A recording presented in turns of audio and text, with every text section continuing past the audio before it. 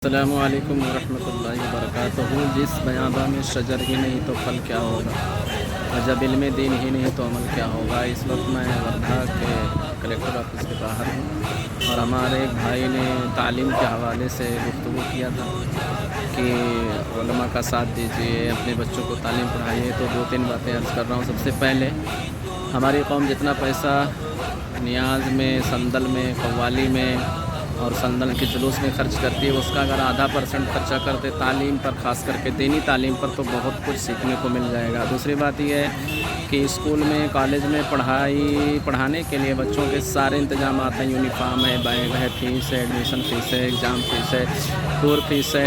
उसके अलावा भी बच्चों को क्या करते हैं कि ट्यूशन करा देते हैं। लेकिन आखिर दीन की तालीम के लिए एक तो मकतब मजबूत नहीं करते, दूसरा कह रहे हैं कि नानी के पास, दादी के पास, फलाने के बारे। भाई यही वसूल आप स्कूल के लिए क्यों नहीं करते, एक टीचर बुलाकर पढ़ लीजिए।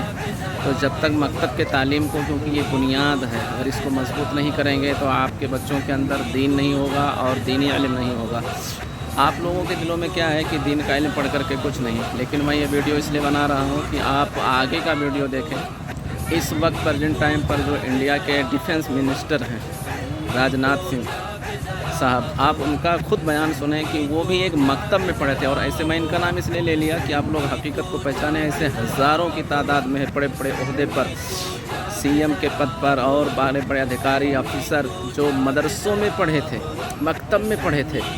लेकिन आज हमारी कौम इन बुनियादी इल्म है उससे दूर होती जा रही है। तो आप पूरा वीडियो आगे का देखें और कुछ नसीहत पकड़ें। अल्लाह ताला हमें आपको कहने सुनने से ज़्यादा अमल की तौफीक अता फरमाएँ।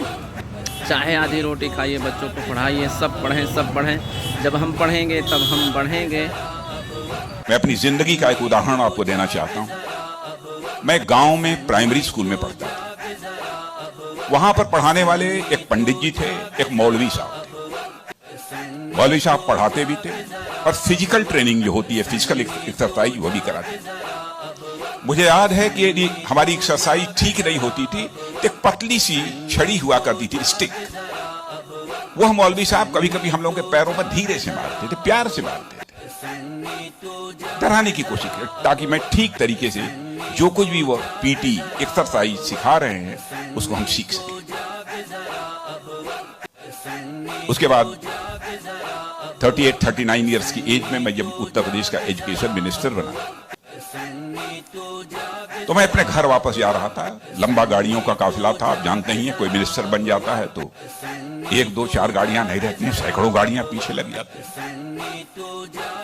जब मैं घर जा रहा था तो हमारे घर जाने वाली जो रोड है उसके बगल में ही, लगभग हमारे घर से, हमारे गांव से लगभग 15-16 किलोमीटर दूर मौलवी साहब का घर था। मौलवी साहब रिटायर कर चुके थे, बुजुर्ग हो गए, आंखों से दिखाई नहीं देता। उनको मालूम हुआ कि जिस बच्चे को प्राइमरी स्कूल में हमने एजुकेशन दी है, आज वो हमारा बच्चा इस प्रदेश का एजुकेशन मिनिस्टर होकर इसी सड़क से गुजरने वाला। मौलवी साहब आंखें बंद किए हुए, आंखों से दिखाई नहीं देता था, और उनके 2-3 बच्चे उनके बगल में खड़े। जो सज्जन हमारे साथ बैठे थे गाड़ियों में, हमारे काफिले में, उन्होंने कहा कि देखिए, यही मौलवी साहब ने आपको पढ़ाया था, मौलवी साहब का। मित्रों,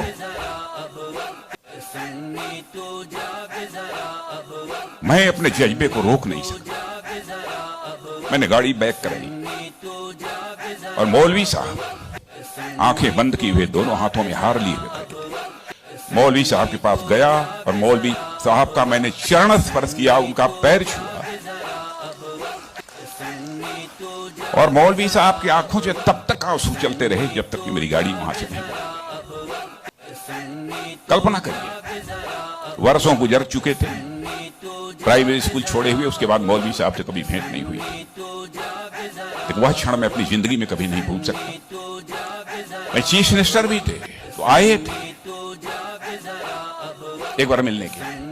लगभग 3-4 हजार की भीड़ हमारे चीफ मिनिस्टर रेजिडेंस पर थी। किसी ने बताया कि वो सज्जन आए हैं, वो कह रहे हैं कि मैं तुम्हारे सीएम को मैंने पढ़ाया है। मैंने कहा है, कहा वो खड़े हैं। तो मैंने देखा कि मौलवी साहब, उनके बच्चे उनको पकड़ कर लाए। मौलवी साहब को मैंने बुलाया, बगल में चेयर पर बैठा, उनका मैंने चरण स्पर्श किया। बच्चों, आपसे कहना चाहता हूं, बहुत लोग आजकल सो कॉल्ड प्रोग्रेसिव्स की मैं बात करना चाहता हूं। वह कहते हैं हमारी इस टीचर का वैल्यूज के प्रति जो कमिटमेंट होना चाहिए वह क्या है। डोंट वरी, यह आपका काम नहीं है कि आपका टीचर किस हद तक वैल्यूज के प्रति कमिटेड है, नहीं कमिटेड है, क्या करता है, क्या नहीं करता है। एक काम उसने जिंदगी में किया है कि आपको उसने तालीम दी है, आपको उसने तालीम दी है। इसे मत